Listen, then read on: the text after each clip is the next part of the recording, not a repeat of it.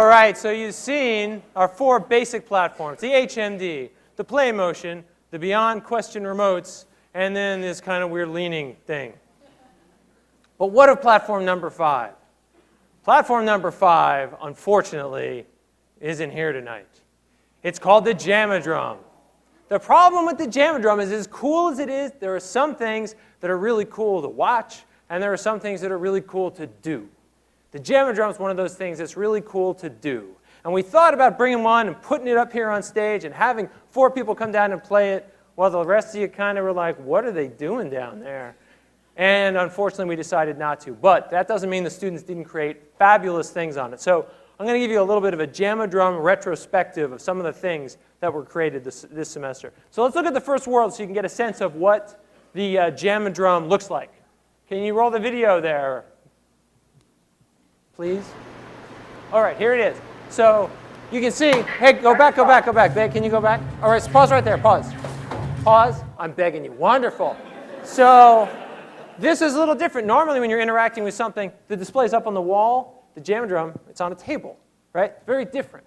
And you have 4 people around it and they're facing each other. It's almost like you're kind of playing a board game together, except the steering mechanism is this kind of ring that slides around and a drum pad in the middle. Originally, it was created for the purpose of making musical experiences, but the students here have started creating all kinds of things with it. Okay, so this first one's called Orbiter, and you can hit play on the video again there. And you can see, after they hit play, these guys are trying to defend the Earth from all these incoming meteors, but they only each have a limited area where they can defend from. So let's look at the next one. This one's really different. This is an idea where the 4 of you are monkeys, and your 5th monkey friend is in the middle on like a picnic blanket, and you're trying to like pull him into the air. So you spin the wheel to pull, and you all have to pull at the same time so he can get bananas. And then there's this giant squid tick that really hates a city. I don't know why, but it makes for this really cool game where you're trying to defend the city, and you can see how fast the action is because you have to be able to move all the way around the screen with this spinner. You have to collect as much nectar as possible from the flowers to revitalize the hive. So you get to be a bee. And the 4 of you are bees working together to try and save the hive. And it's got this really cool zoom in out feature that we've never had in a Jamadrum world before. And this game, you can play it for an hour. It just goes on and on. They built like 20 levels. This is like a demolition derby because these things are like steering wheels, right? So why not?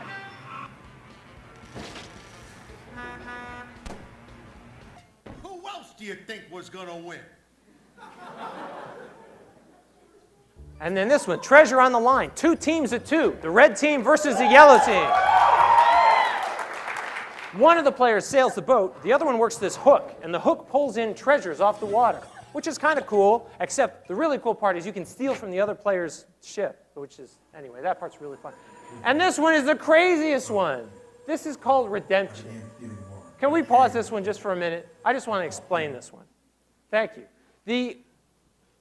Typically, the old policy was when we made the story round world that you're not allowed to use the Jamadrum. That was the old policy because how are you going to tell a story on the Jamadrum? It's more for game playing. It's not for a story.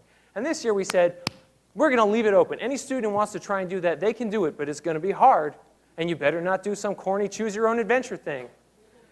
And there was one group of students that was up for the task, and they made this world called Redemption, where you get to see this guy tells the story of his life, and you get to interact with the chapters of his life when he's telling you about the time he was giving coins to a beggar. Each of you can like hit the thing, hit the drum, and give coins to the beggar. When you're playing with the children, you spin the wheel and play with the children, but then you learn about the horrible murder that he committed, but then how he realized it was such a horrible thing to do, and how he realized he was wrong, and he tried his best to make up for it.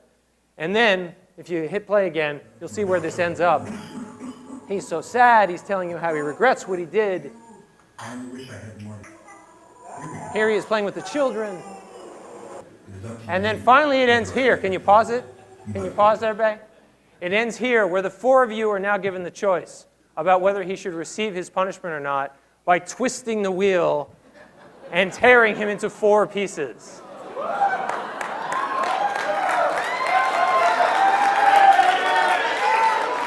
And this ends up being like a weird social experiment because there begins this debate among the 4 people about, I don't know, what is he right? Should we do it? Do you want to see it? I don't think I want to see it, you know.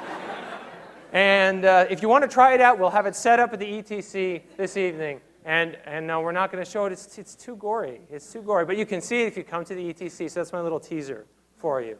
OK, can you let that go in case there's something I forgot, which I don't think there is. So let's hear it for Platform 5, the Jammo drum.